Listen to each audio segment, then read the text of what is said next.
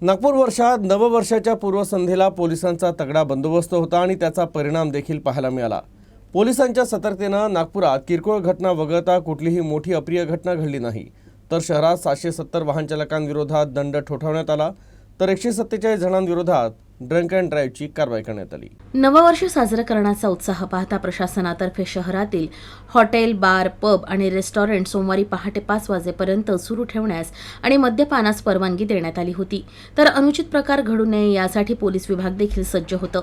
Police विभागातर्फे अनेक ठिकाणी नाकाबंदी करत कडक तपासणीला सुरुवात करण्यात आली आणि यात सुमारे 2000 पोलीस कर्मचारी शहरातील रस्त्यांवर तैनात होते आणि त्याचा परिणाम देखील दिसून आला। नववर्षाच्या पूर्वसंध्येला शहरात कोणताही अनुचित प्रकार घडला नाही।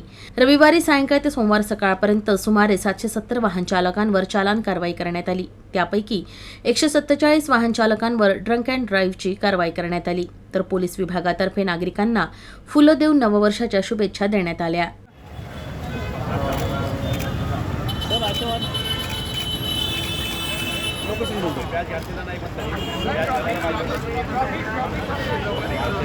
चलो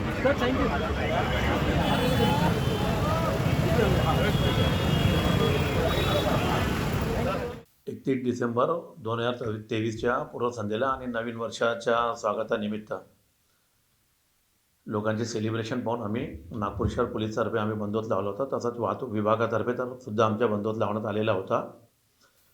त्या दरम्यान आम्ही अगोदरपासूनच 31 डिसेंबरच्या पूर्वीपासूनच आम्ही लोकांमध्ये जनजागृती करण्यात आलेली होती आणि त्यात लोकांनी कोणीही दारू पिऊन वाहन चालवू नये, तसेच वाहतूक नियमांचे पालन करावे आणि त्या संबंधाने आम्ही जागोजागी चेकिंग करणार आहोत, बंदोबस्त लावणार आहोत। याबद्दल आम्ही जनजागृती केलेली होती आणि त्याचा बराचसा इफेक्ट आम्हाला दिसून आलेला आहे।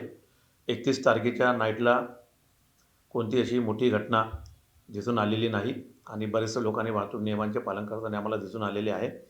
ज्यांनी वाहतूक नियमांचे उल्लंघन केलेले आहे अशा वाहन चालकावर आम्ही कारवाई केलेली आहे।